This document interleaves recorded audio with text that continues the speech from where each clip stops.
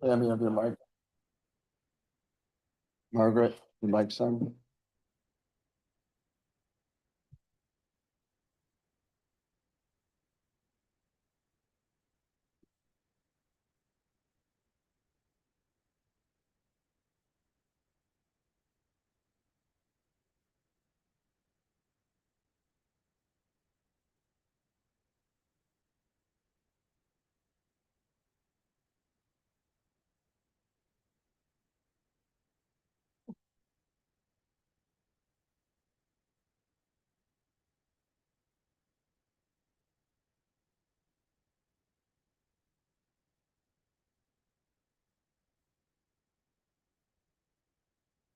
Okay, it's 5:30. We can get started. So welcome to the December 8th, 2025 Town of Ithaca Board Meeting.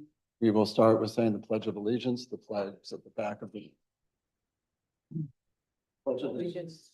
Flag, the United States, the Republic, which stands one nation, God, indivisible, with liberty and justice for all. I'll note that there are 3 board members absent this evening: Susie Gutenberger, Eric Levine, and Rob Rosen. We will start with, oh, by the way, it's great to have people here. We don't sometimes have people here, so thank you for braving the cold and being here. So we'll start with persons to be heard for which there is not a public hearing. So is there anyone who would like to address the board? So Charlie, come up to the table here. Just, there's that red button, just press it so it turns green.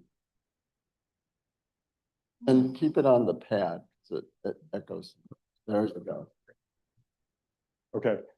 Good evening, all. Sorry I'm an hour late, apparently, but I am Charlie Troutman. I represent the Forest Home Improvement Association, and I just came with a brief word of thanks. About a year and a half ago, I approached Rod with an idea for some community improvements that would improve safety in our community, the streetscape, perhaps reduce the impacts of traffic a bit. And he said he'd talk to staff and get back to me. And he did. And as a result, we've been meeting Joe and CJ and Rod, and Justin will probably be part of this every month or month and a half for the last year. And it's been a wonderful partnership. We've made a lot of progress in a short amount of time, gotten some funding together for a study that we'll be carrying out in the next year and a half. So just want to thank you, thank the board, if anybody's out there, for their support of this effort. Well, that's very nice. We don't always get that. So thank you for that. Any other members of the public who would like to address us?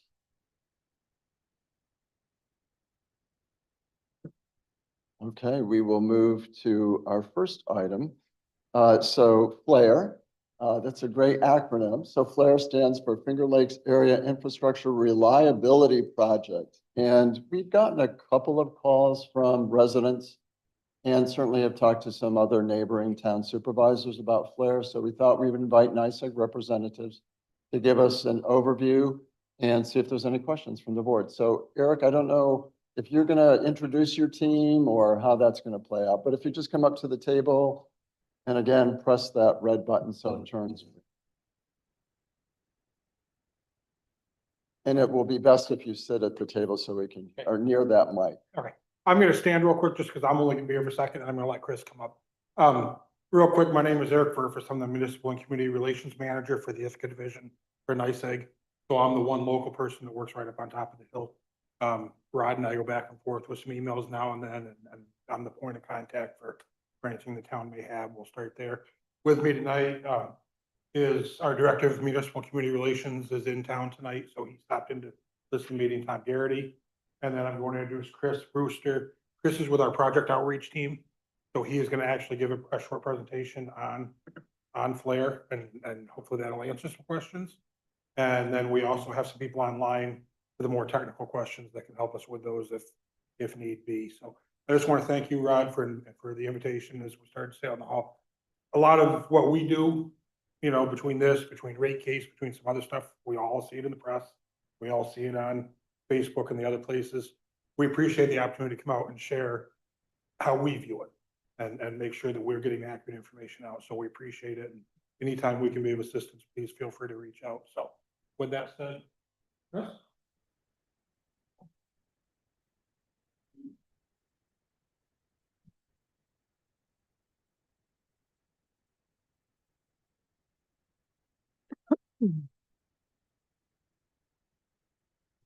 Hey, Welcome. good evening, everyone. Thank you very much. Appreciate that. As Eric said, my name is Chris Brewster. I am the project outreach representative on the Flare project. We do have, again, as Eric mentioned, we do have some folks, including our project manager and our project engineer, who are on the Zoom call. They'll be available for any technical questions that anyone might have. But if it's okay, I'm going to share my screen. And we will start. And Susan, you can hear fine, right? Sorry? I was just Oh, doing a sorry. sound check with. Yeah.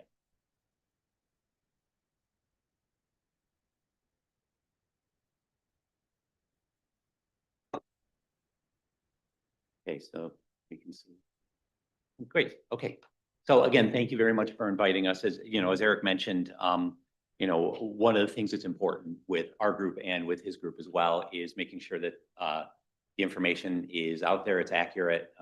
Anybody that has any questions, we do encourage anyone to reach out with anything. But more than anything else, we just want to make sure that we are good partners with your communities on these projects. We want to make sure that you're aware of what's going on, that there's no miscommunication, any misperceptions on anything that's going on. That's why we're here to help hopefully answer any questions you might have on that. So again, team introductions, we did that. Just going to go through a quick overview of the project, some of the purpose and some of the benefits. We'll show a map of Town of Ithaca so you can see exactly where the project goes through. We'll talk a little bit about the replacement poles and the environmental impact of the project, including some information on EMFs, which seems to be a little bit of a question at this point. We'll go through real briefly the Article 7 process, which is the state statute that kind of regulates how the project goes from filing to where we are now. Have some information in there about how you can reach out to us if you've got any questions, and then we'll have some time there for any questions that you might have. So just to give you an idea, the Flare project and basically goes from the Coddington substation here. It runs through towns of Danby, Newfield, and Enfield, and then it goes into Schuyler County and ends up at the Montour Falls substation in the town of Montour. The main purpose for the project, as you can see from the images, the line is over 90 years old. Some of the infrastructure is also old. Wooden poles are supposed to last about 40 years, and steel is supposed to last about 60 years. And some of these are well beyond where they should be. So we call that asset conditions. So in a lot of the areas, the asset conditions are just beyond what we consider to be useful life. So one of the reasons that the project was proposed was to make sure that we're supplying the energy that you need in the most current up-to-date equipment that we can. So what we're going to be doing is we're going to be using steel poles. We will be helping with some future communication by adding ground wire. And we're also going to be putting lightning protection on the poles as well. That's not there now. And it's also, we're looking at about a 2.5 times increase in power flow efficiencies. Again, the pictures there, basically you're seeing the one on the right is woodpecker holes, and anyone who has trees or anything like that knows what woodpeckers can do. Just a few benefits. The main ones really are, for reliability and resiliency. So, your communities want to grow, and we want to help you grow. So your infrastructure and your electric capacity needs to grow with it. That's one of the things that this will do. It will also help with reliability. You won't have as many outages in theory. We'll go through and we'll get some of what we call danger trees, which is trees that are near the wires that are in bad enough condition that they could fall on the wires. We'll get those cleared up as well. All of these things should help with the reliability of the service as well. And just for, real briefly for, some economic benefits, the folks that are going to be working on this project are going to be living here. They're going to be shopping here. There's going to be, property taxes for anything that would go. We're going to go into the communities. So that's going to help obviously as well. Just to kind of give you a brief idea of the timeline, we started doing field work about 3 years ago. It was late 2022. The Article 7 certificate, the filing was done about a year ago. It was last December. We're hoping that once we go through the process that we should get a certificate of completeness that is filed probably, spring, early summer next year. Construction start would be early 2027 and the in-service date would be late 2029. A little bit about some of the community outreach that we do. We did have 2 public information session and open house sessions.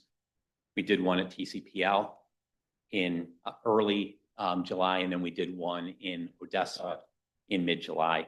We also, in conjunction with the Department of Public Service, New York State, we had a public information forum and a public statement hearing in Montour Falls in October. Part of what we do, and especially thus in Project Outreach, is we do have notifications as we go along. Now, the notifications go out to what we call our landowners and abutters lists. So it is the people who own land along the lines and any properties that are next to those. A letter went out when the filing was done. Letters went out to let people know about the information sessions and about the public info session. And we will also be sending periodic letters as the process goes on, so people are aware of where we are in the process. A little bit of information about the process itself. You can see here, it's a pretty complicated chart. We're not going to go through all of this, but there are processes that we need to go through in pre-application phase and the application phase. And right now we are in the hearing and decision phase. We are doing settlement negotiations with New York State Department of Public Service. That's basically involves going through the filing that we did line by line with folks from DPS, but also from Department of Environmental Conservation, with DOT, with any other state agencies that are involved, so they can make sure that everything that we put down in our filing is in the best interest of making the project safe, reliable, and efficient, and also cost efficient as well. So this is where it goes through. It's a little bit closer look at where exactly, and you can see the, on the right side, we've got Coddington Substation and where that crosses through the town of Ithaca into Danby, then cuts across Newfield, a little sliver at the bottom of the town of Enfield, and then it goes into Schuyler County and ends up in Montour Falls. And here's a look at how it affects the town of Ithaca. Again, we're starting at Coddington. The light green shades are parcels. The numbers that are there are the existing and proposed pole locations. And the red line is line 982. And that's the one that we're going to be working on. One thing to point out, this is, You might have to get closer to the microphone. Yeah. one thing to point out, this is set to go on the same right of way as the current transmission line is now. This is not expanding outside of the right of way, other than a few areas here and there, but it's designed to be built in that same right of way. So we're not looking to do anything brand new outside of that. Thanks, Eric. So as Eric was just saying, we get into the right of way. So basically the right of way is about 50 feet on each side of the existing facility. We are doing what we call a center line. So it's going to stay along the same area. The existing structures are the H-frame ones, and they are about 45 feet tall.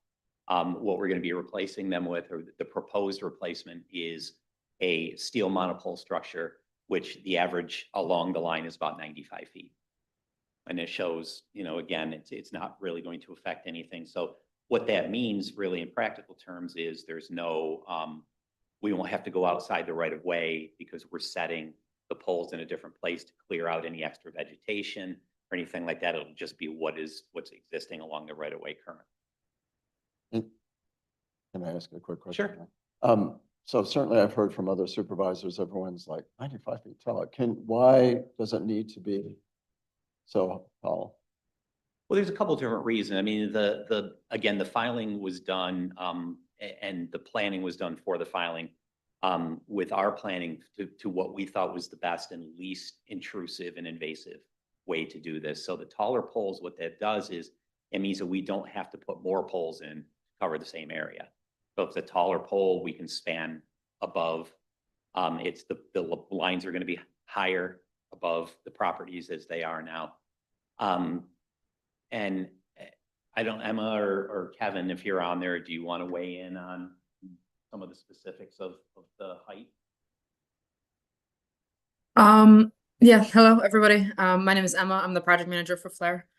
As far as our current proposed plan for the Article 7 with the steel monopoles, it was just a matter of the best constructability, the least environmental impact, and the least impact on your fellow neighbors. Like to install shorter poles would need to reduce the span length, so that would require more structures, and it might mean that places that don't currently have poles would then have poles, and we didn't think that that was in the best interest of your community. Kevin could speak more to the specifics of our specs and our engineering, but that's kind of the nuts and bolts of it.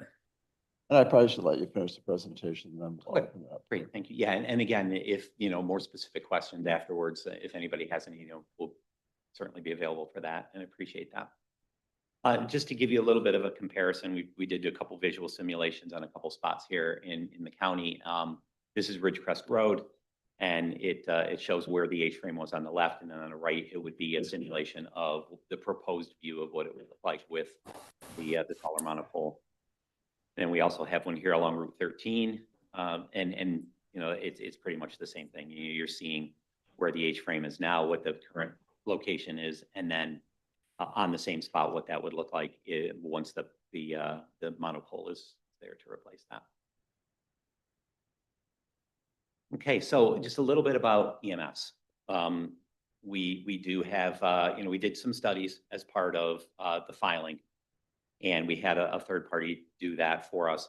And they came up with a number that was below what the Public Service Commission has as their safe limit. Both on the left, it's the magnetic field, and then on the right is the electric field. So the testing did confirm that the levels from the proposed project were below the safety standards. And then just as a little bit of a comparison, using that number of 147, this a comparison, the images are the cell phone is about 20, blow dryer is about 300, and microwave is about 300. So it does give you an idea of, the World Health Organization's recommendation is 2,000. And so all of these items do fall below the limit, but it just shows kind of where transmission lines fall within that in comparison to some others. We also, as Emma mentioned, the environmental commitment. There's a couple spots here where we're looking at wetland protection. This is all, again, part of the filing that we do. I wanted to, kind of stress as well with this. When we file, we give them our application for what we think is going to be the best proposed plan that's going to be fit for customers, as well as to make sure that the work that we want to do gets done efficiently. The decisions that are made by the state. We're giving proposals, and we're proposing these things based on the feedback that we've gotten and what we think is going to work best. But the state is the one that makes a determination on whether or not these work, and if they see something that they don't think is going to be effective, efficient, in the best interest of landowners, and just in keeping it cost efficient, they'll tell us, and we'll need to adjust. So that it's a very collaborative process. A little bit of information here. So we do have a website that is specific to this project, FingerLakesAreaReliability.com. We also have a website that explains the Powering New York process, the CLCPA act that was passed by Governor Hochul in a little bit more detail, and that's poweringnewyork.com. The phone number and email addresses are direct, go to myself and Project Outreach. So if there are any questions or concerns that anyone has, they can either call us or they can email, and we get back to them as quickly as we are able to find an answer for them and get those questions answered. So that concludes the presentation. Maybe when we open up to questions, can you go back and have the map open, the one that zooms in a little bit? Sure, the one that's the town map? Yeah. Yes. yeah. And Paula and CJ, I think that we made a link to the website from our page, right? And I assume, are there any approvals that I see there's not a lot that's going to be in the town of Ithaca. Are there going to be any approvals that you need from the town of Ithaca or? Not that I'm aware of. I think all of the permitting and everything that needed to be done at the preliminary stages has been done. And then as we go forward, we'll work through all those. Is that, Emma, is that correct? As far as permitting goes, yes. There might be like, as we start construction, there might be specific construction permits we might need to get, but if there's something specific that you're referring to, we could look that up, but everything else should be taken care of. So we'll open it up to questions.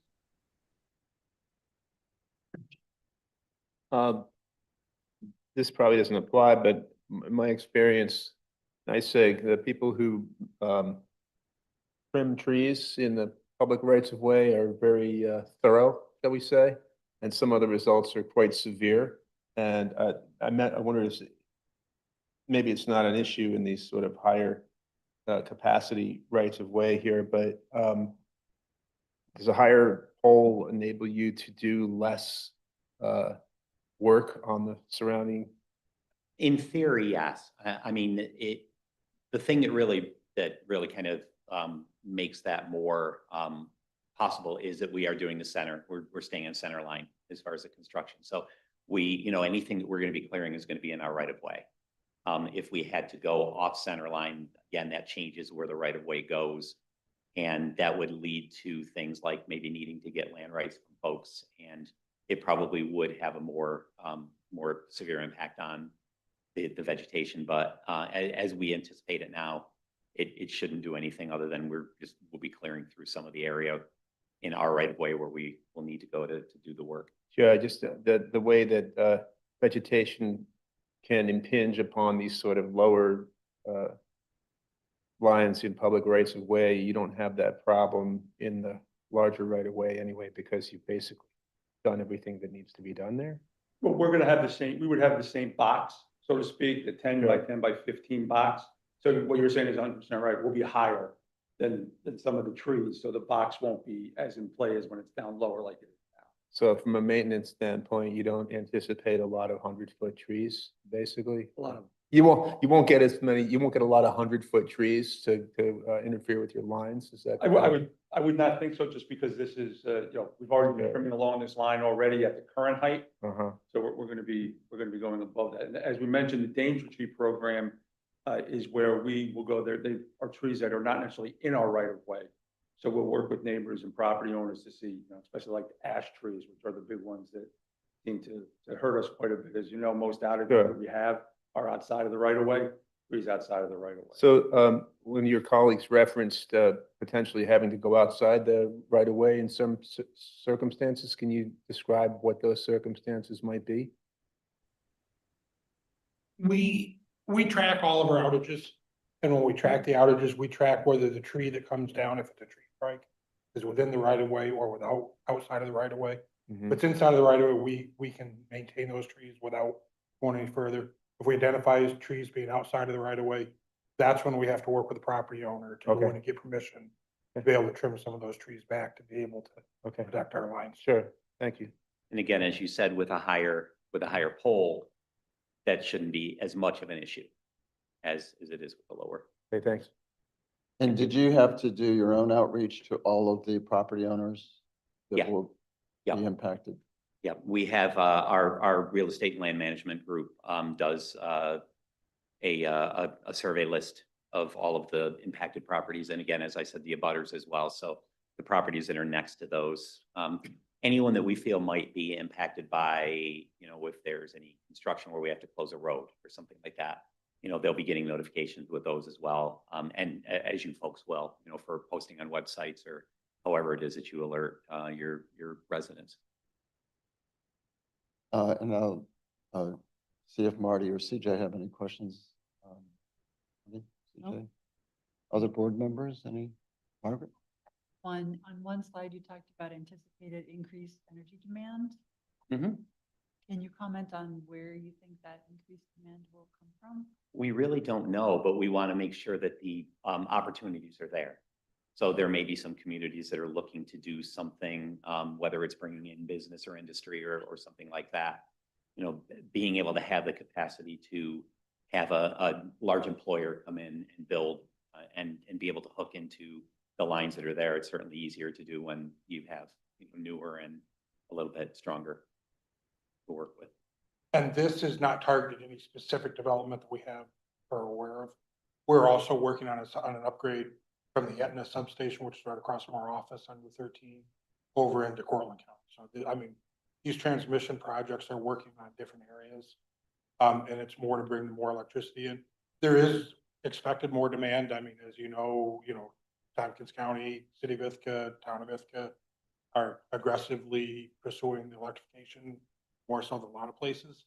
So we are anticipating an increase in demand, not just here, but across statewide because of that. So one of the things, and we hear this all the time, and I don't want to take too much of your time, but why didn't we do this before?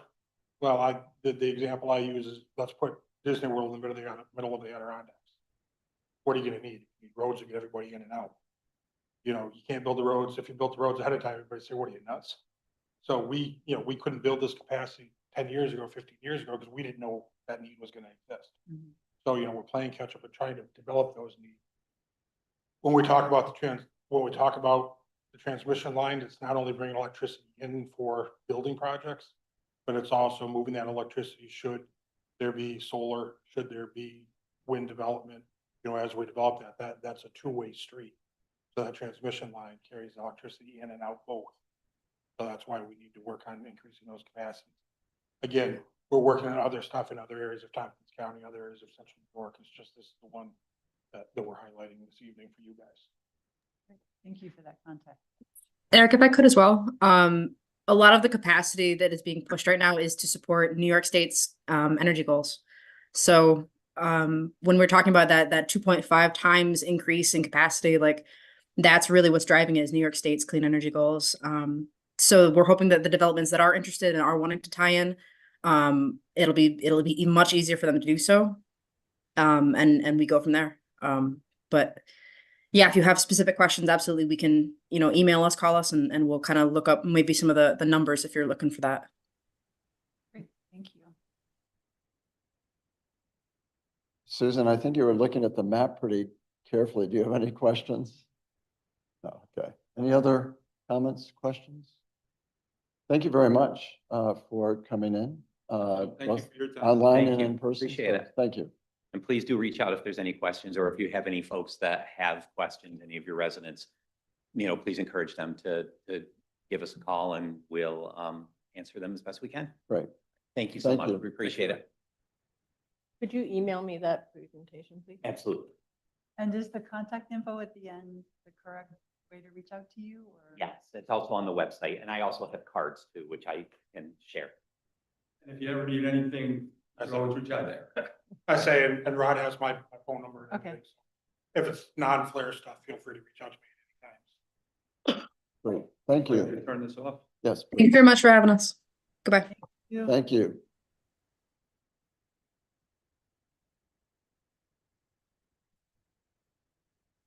Okay, we have a bunch of public hearings. So let's start with the public hearing concerning the adoption of, let's see, 4A, sorry. This is related to chapter 270 zoning, but we'll do one standalone first. This has to do with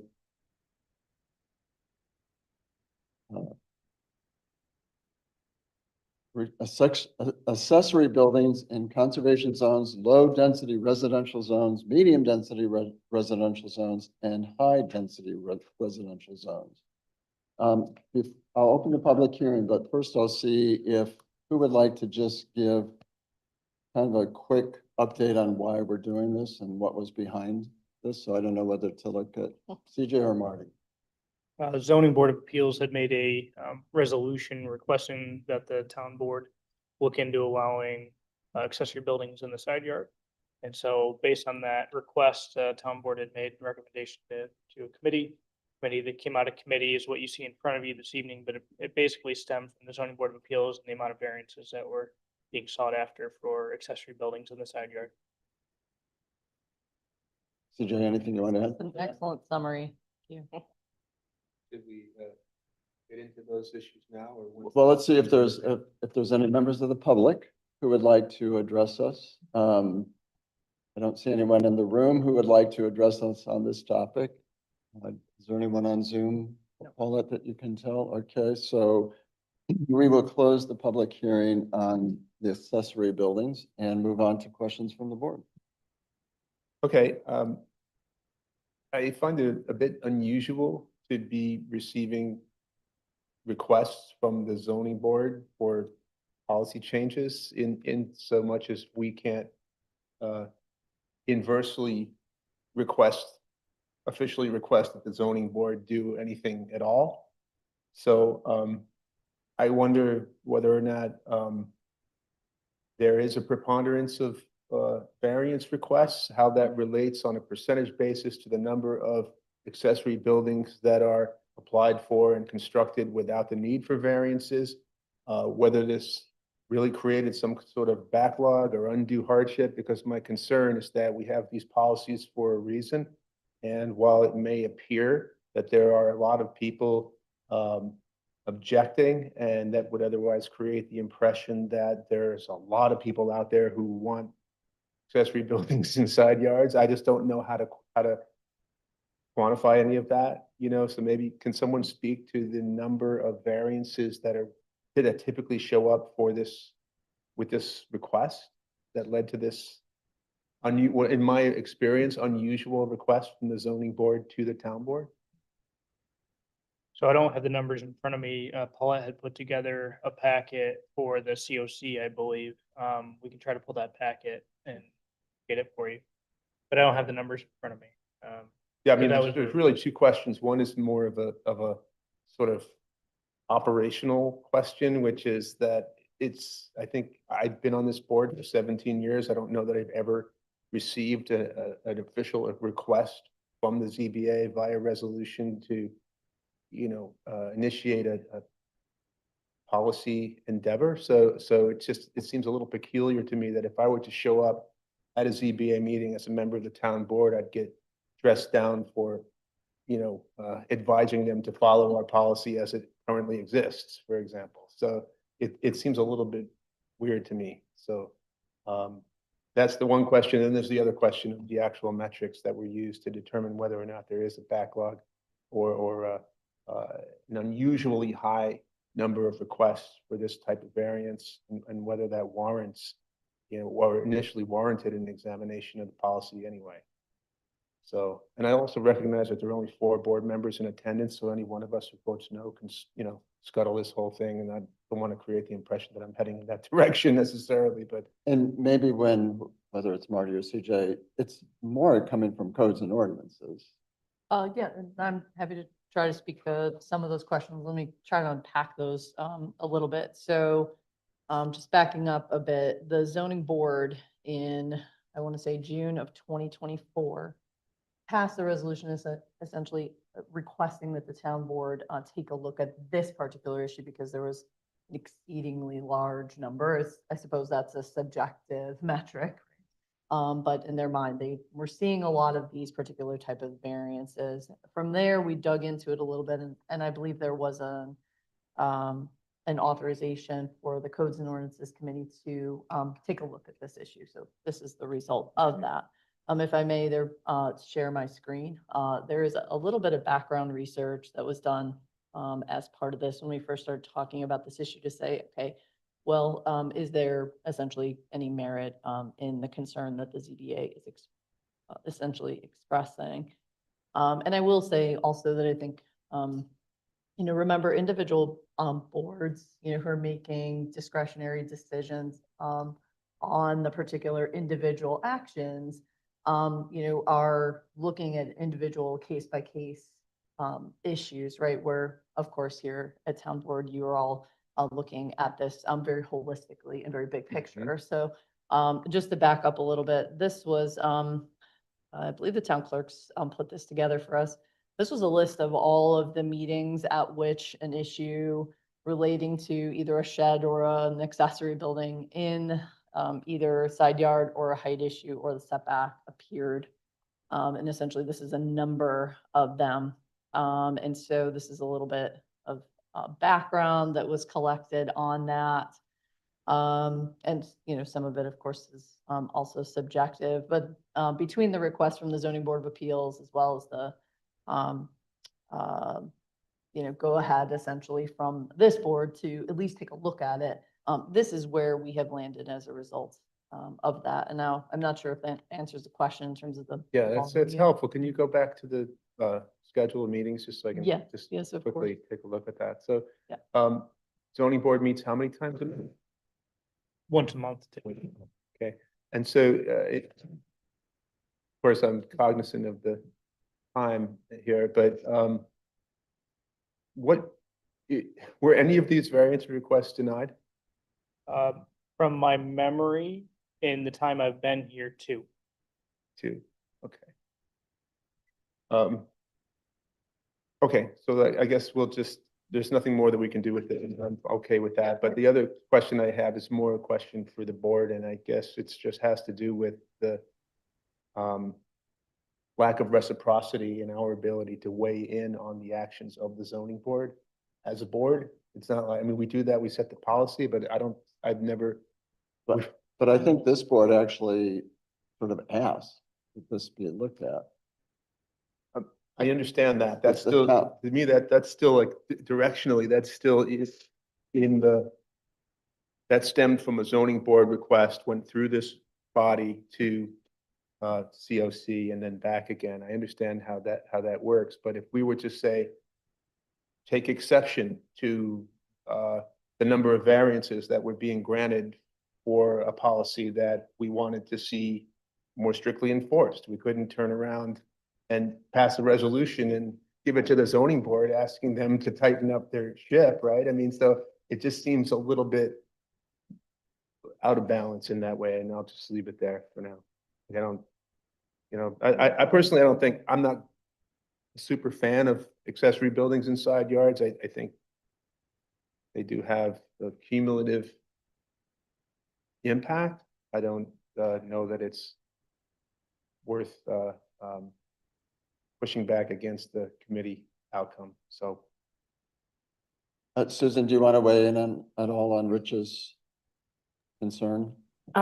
So CJ, I think what you said is that list of meetings where shed or accessory building variances were considered wasn't just for sheds that were proposed for the side yard. It could have been the total area of the shed or cumulative areas of the sheds or heights. So I just wanted to make sure, Rich, you understood that too, that this isn't just sheds in the side yard, it sounds like. It could be that they were within the setback too, right? Rear yard setback. Right. Yeah. So, Okay, yeah, I Yeah. guess, yeah, again, I'm not asking anybody to weigh in really on my main objection, which has to do with this sort of what I see as a sort of one-way street here in terms of who can communicate with whom about what. It's just the way it is, and I respect the committee process, so Yeah, I mean, you're a legislative body, they're a quasi judicial body, which is why you can't try to influence them as a board. I feel, I think in the past they have made a similar request on probably some other topic, but I can't tell you what it was about. I don't think this is the first time. It doesn't happen very often. Okay. Yeah, I really don't have more to say on that. Yeah, I don't hear a lot of situations where courts are lobbying legislators in general. So quasi judicial or not, I just don't, it's just whatever, again, and I don't sit in on DBA meetings because I get the impression that I'm not welcome to begin with. So you know, just in general, whatever. It's not what I'm saying about me, not me personally. Obviously, I'm friends with everybody, as you know.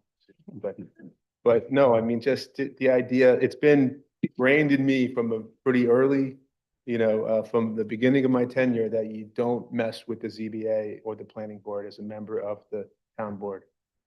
So anyway, that's my soapbox speech, and you won't have me to kick around anymore in January. So Any other comments or discussion? Just want to point out that we reduced the maximum shed height that's allowable, did we not? Yep. Yeah, as part of this, Yeah. In the side yard only, correct, in the side yard. correct. thanks for talking me off the ledge, Margaret. I appreciate that. And the limitation, I mean, the limitation is smaller as well. The area footprint would be smaller in the side yard as well. Okay, there is a seeker related to this. It makes a negative determination. Would someone like to move the seeker? Margaret, is there a second? Pam seconds. All those in favor of the seeker, raise your hand or say aye. Unanimous. And then moving on to the resolution to adopt the law. Would someone like to move the resolution? Margaret, a second. All those in favor, raise your hand or say aye. Unanimous. Thank you for your work on this. And moving on to the second public hearing, which combines 3 issues into one resolution.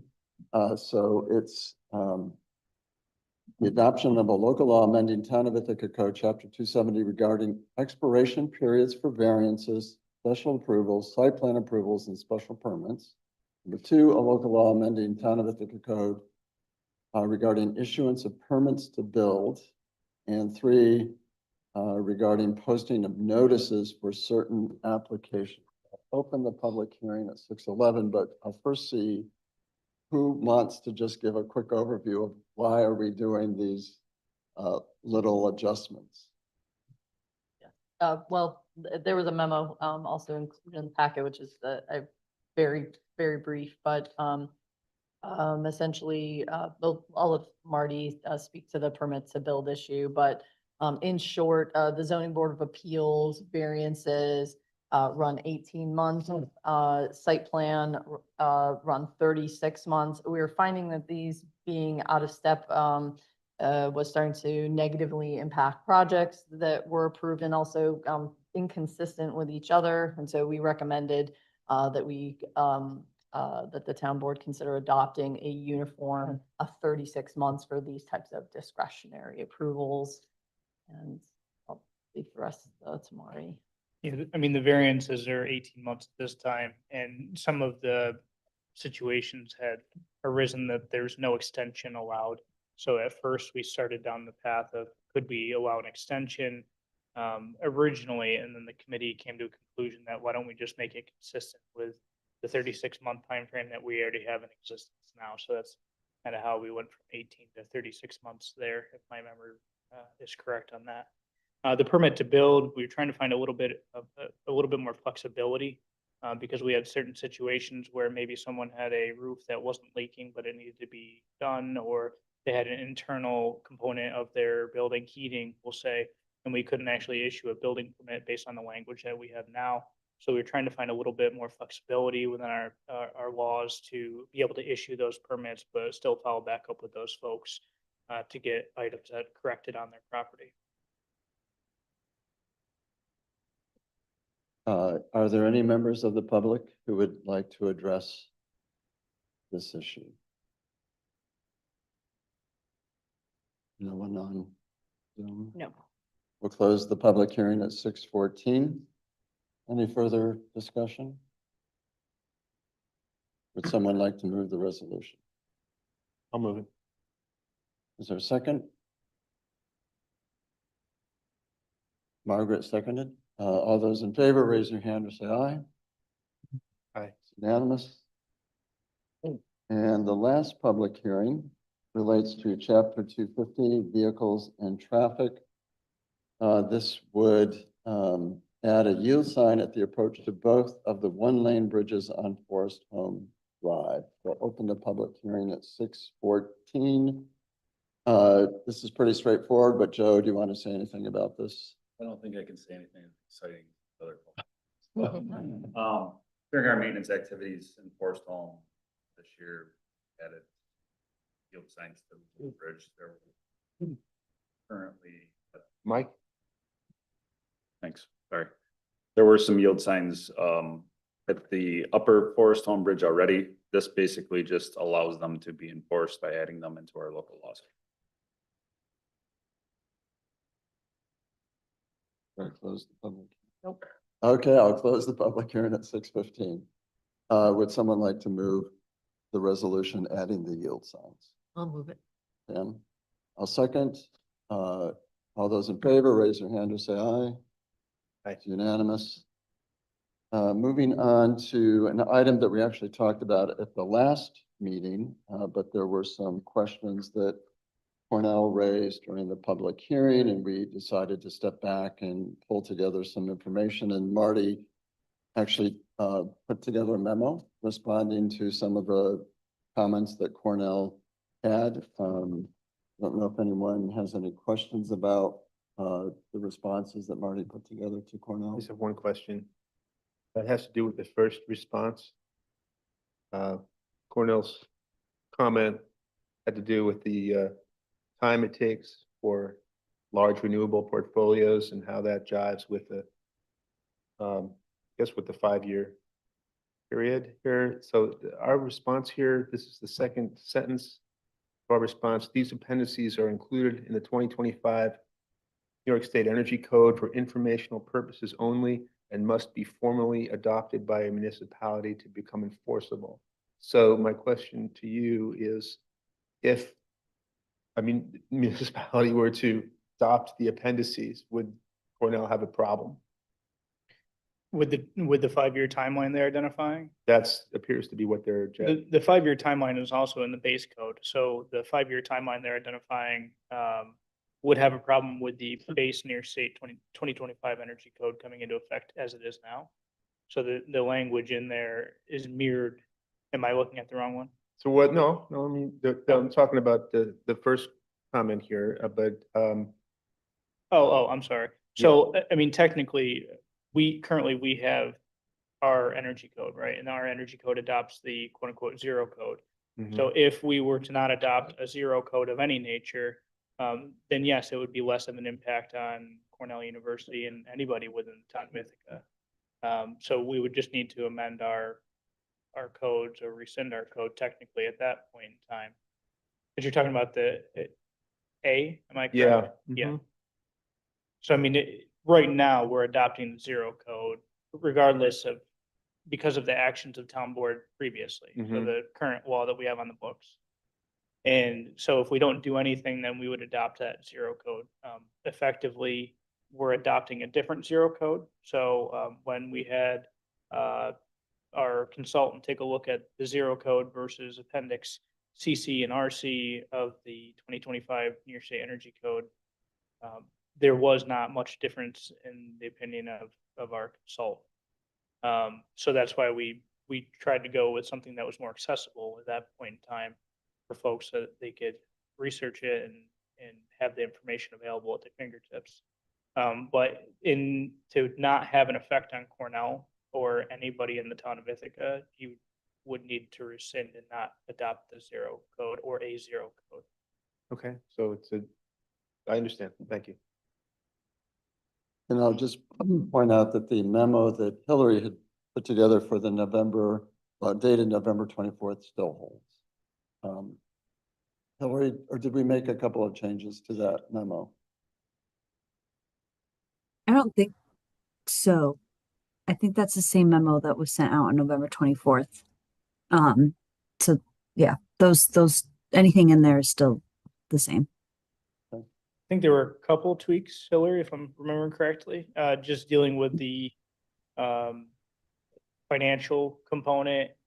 I think it was raised last time with the financial impact based. Oh, right. Is based on the base energy code and not specific to the Ithaca Energy Code in particular. Right. Sorry. Yes, that's correct. My mistake. Thank you, Marty. Thank you, Hillary. So there is a seeker associated with replacing the energy code supplement with the new energy code supplement. Would someone like to move the seeker? And it's a negative declaration. I'll move it. And Pam, you second? Yes. Any questions about the seeker? All those in favor, raise your hand or say aye. Aye. Unanimous. And then moving on to the resolution.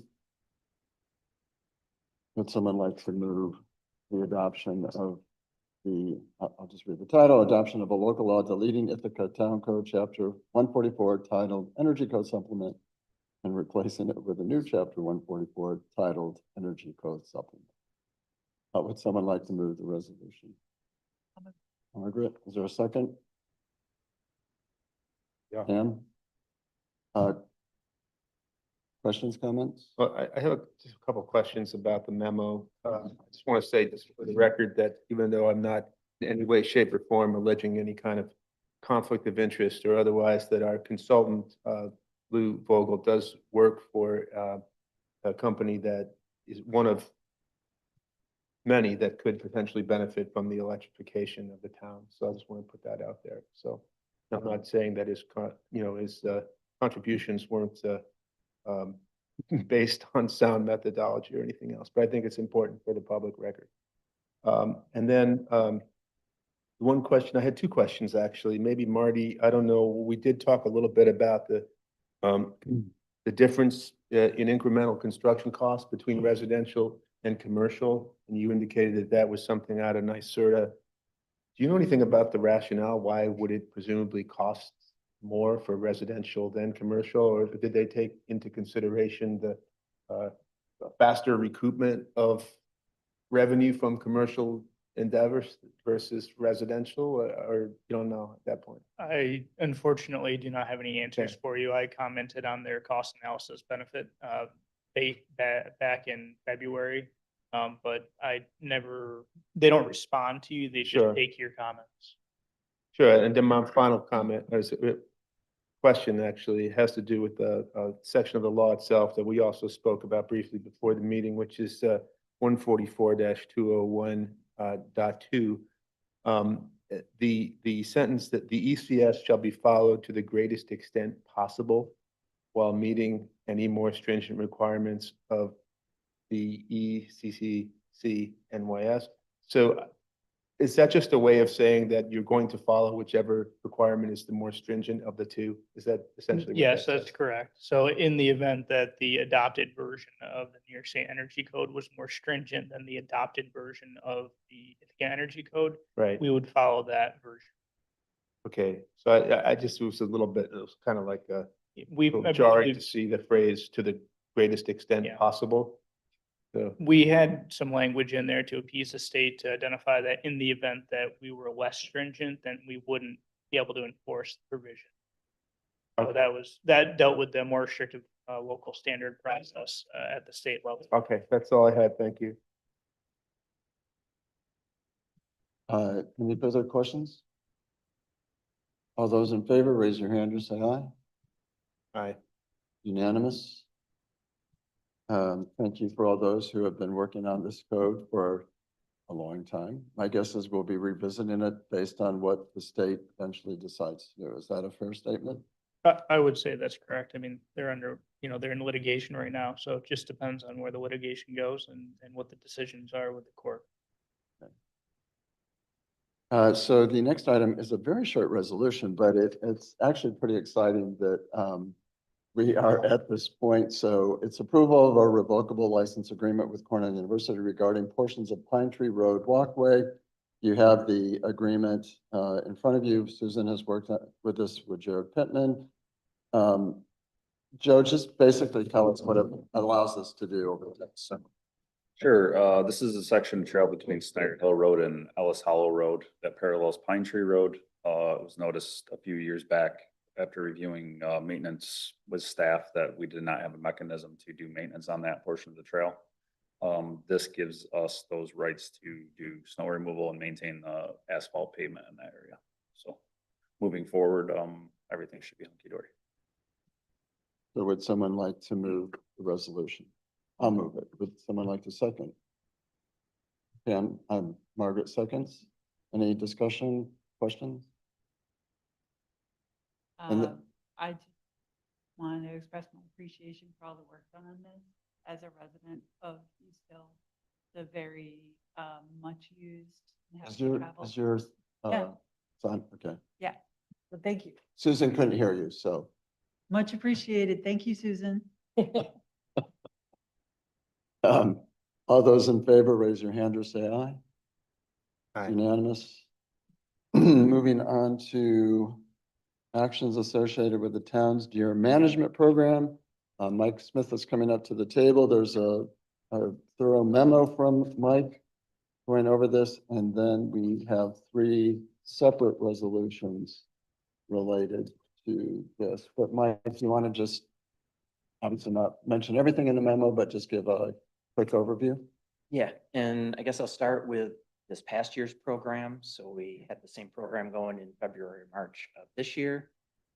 We used 8 sites, mostly around the 6 Mile Creek area and around the Coy Glen area, focusing on those 2 natural areas.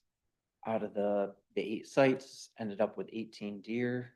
So it's a pretty good year for that. And then the one new piece that was added this year was we found the new deer processor located within the town of Ithaca, so it was very convenient for the hunters.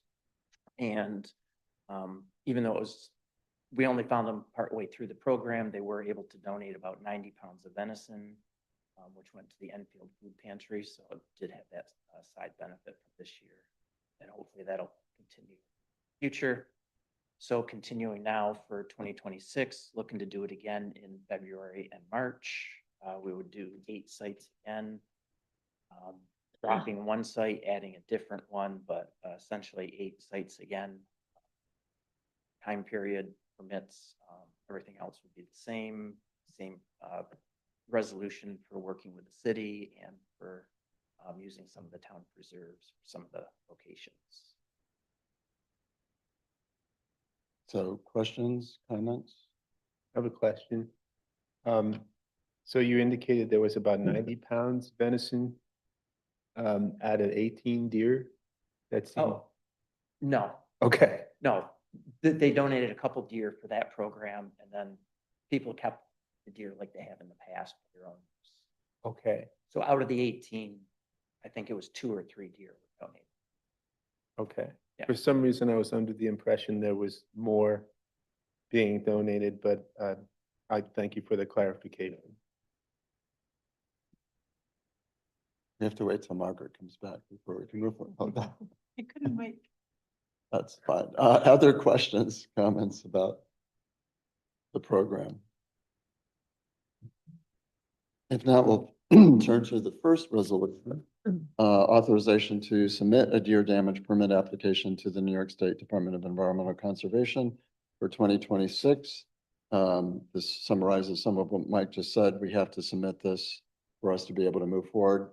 Do they get back to you usually pretty quickly once they know that we've passed a resolution and you've Yeah. submitted the application? And since we're keeping the program pretty much the same, they've been issuing the permit for several years now. So would someone like to move the resolution? I'll move it. Is there a second? Okay. I'll second. Pam seconds. Okay. Questions, comments? All those in favor, raise your hand or say aye.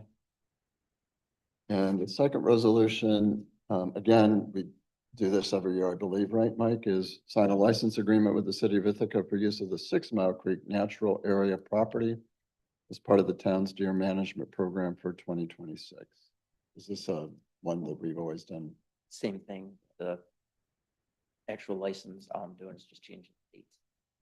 Would someone like to move the resolution? I'll move it. Margaret, second. I'll second. Rich, seconds. Any questions or comments? All those in favor, raise your hand or say aye. Aye. It's unanimous. And then the last resolution related to this is granting a variance from the Town of Ithaca Code, Chapter 2000 Parks and Recreation Areas to allow Culver Road Preserve, Glenside Preserve, and Pine Tree Wildlife Preserve to be used as part of the 2026 Deer Management Program. I believe this is also a resolution that we pass every year. Yep. Any major changes whatsoever? No, on this one, it's just dates changed, using the same 3 properties that last year. Would someone like to move the resolution? Move it. Rich moves it. I'll second. I have a question. Yep. In the first resolve clause, what is, during normal closed hours, 24 hours a day mean? Or they're normal, what are normal closed hours? For the preserves, Yeah, the preserves aren't open at night. They're dusk to dawn. right. But then how does that reconcile with 24 hours per day? I don't understand. If there are some hours during which the preserves are open, why is 24 hours a day implied there, unless I'm completely missing something? You know what I mean? Yeah, I mean, I guess they could be on there normally during the daytime, but They Oh. could, Or Well- we can just strike the 24 hours. yeah, I think that would be, I'd be more comfortable with that. Because we're, we're implying that these places aren't going to be actively hunted during open hours, is that correct? Or are we? Need to- it just allows people to be in there an hour before. Okay. Is there a stipulation in here is there something that references the hour before? I believe there Num- is. Number 2 on the second page. at the Okay. Top. Well, that's great. Then I think we can strike 24 hours and still not impinge upon that. And we could strike that in 2 places in that same paragraph, 24 hours. Yeah, And I think you and I first and second, right? So I'm fine Yeah. with that. thanks. Any other comments? All those in favor, raise your hand or say aye. Aye. It's unanimous. Thanks, Mike, for your work on this. Consent agenda, we are taking out approval of budget amendments and approval of town board minutes, correct? Would someone like to move the consent agenda as is? We'll move it. Is there a second? Second. Margaret seconds. All those in favor, raise your hand or say aye. Aye. It's unanimous.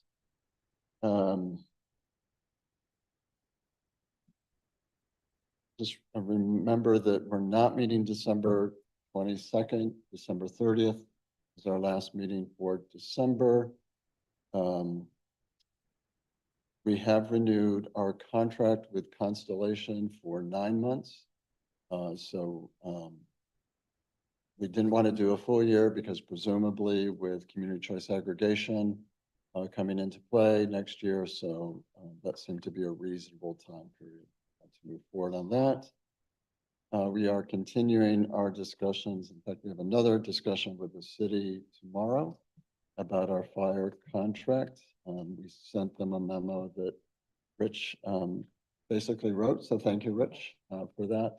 So we'll see how tomorrow's discussion goes. Other updates, reports of either town officials, whether it's board members or staff?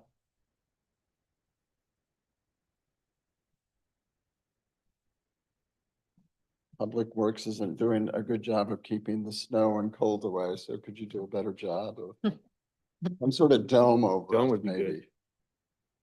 Open the garage doors, at DPW and turn the heat on, how's that? It's good. You have to get past Hillary if you want to deal with that. And I think there was just one thing in correspondence, that went out. I don't remember what it Yeah, was, but yeah, you. Public hearing. So other things for today? If not, we have, the clock keeps running off there. We'll adjourn the meeting at 6:34 PM. Thank you, everyone. Thank you for being.